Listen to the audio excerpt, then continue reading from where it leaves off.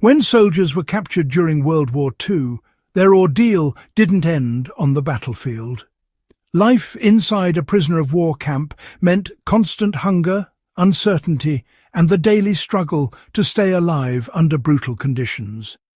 What most people don't know is that hidden inside the walls of those camps, and even smuggled into the hands of POWs, were small survival kits that made the difference between life and death.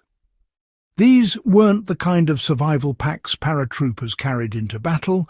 These were covert kits designed with one purpose: to sustain morale, provide the barest essentials, and, in some cases, offer the tools needed for escape. Today, we're looking closely at those kits, how they were built, how they were used, and what lessons they still carry for survivalists and historians alike. Conditions inside German and Japanese POW camps were often harsh. Food rations were meagre, medical supplies were almost non-existent, and the men faced not only physical deprivation but also psychological strain. For Allied forces, the challenge was to get aid to their captured soldiers without alerting the guards. That's why secret survival kits were devised, often disguised inside everyday items sent through Red Cross packages or delivered in seemingly harmless games and goods. These kits were never meant to make life comfortable. They were designed to keep men alive against all odds, giving them just enough edge to endure and, in some cases, escape. Some of the most ingenious POW kits were hidden inside board games like Monopoly sets, which were shipped into camps under the guise of morale-boosting entertainment. When opened carefully, they revealed escape maps printed on silk so they wouldn't tear or rustle, tiny compasses disguised as buttons, and small currency notes of occupied territories. These items weren't just clever novelties, they were lifelines for those who planned escapes. More practical survival kits focused on immediate needs. Many included concentrated food items such as high-calorie chocolate, dried milk, or vitamin tablets to fight malnutrition. Some contained fishing lines and hooks, useful for camps located near streams or rivers. Needles, thread, and razor blades were tucked into some kits, because mending clothing or crafting simple tools could stretch a soldier's endurance far longer than most people realize. Even small bars of soap or iodine tablets provided a critical defense against disease, which killed far more prisoners than violence did. Well, there are these well-documented stories, you see, of how these hidden kits directly influence survival. In Stalag Luft 3, the very camp made famous by the Great Escape, small compasses and maps from concealed kits helped men tunnel out and attempt to reach freedom. While not all were successful, those kits, they gave them a fighting chance. Now, food-based kits, they played a quieter but equally important role. A single tin of condensed milk, rationed carefully among a group, could extend survival for days. In Japanese camps, where rations were notoriously sparse, vitamin tablets smuggled in through aid packages helped stave off deficiency diseases like beriberi and scurvy.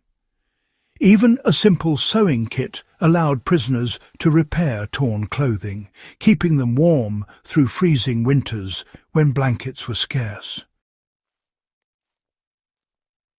You know, every item in these kits was chosen for maximum value. A sewing needle wasn't just for fabric, it could be reshaped into a lockpick. A razor blade wasn't just for shaving, it could cut rope or even slice into wood when no knife was available. In that sense, these kits represented the ingenuity of wartime survival, multi-purpose, discreet, and utterly essential. For modern historians and survivalists, the lessons of these POW kits are straightforward but powerful. The first is the value of compact multi-use tools. Just as a razor blade or compass could make the difference between life and death for a prisoner, today's survival kits should prioritize versatility. A simple example is carrying a metal container that works as both a water purifier and a cooking vessel. Another lesson is the importance of morale. A bar of chocolate in a POW camp wasn't just calories, it was hope. In survival situations today, morale often makes the difference in whether someone pushes through or gives up. Packing small comforts, even something as simple as tea or sugar, can be more valuable than their weight suggests. Finally, the POW survival kits teach the importance of stealth and preparation. The items were hidden because discovery meant punishment, even execution. That emphasis on concealment has modern parallels, whether it's, discreetly storing cash for emergencies or keeping backup supplies in non-obvious places at home or on the road.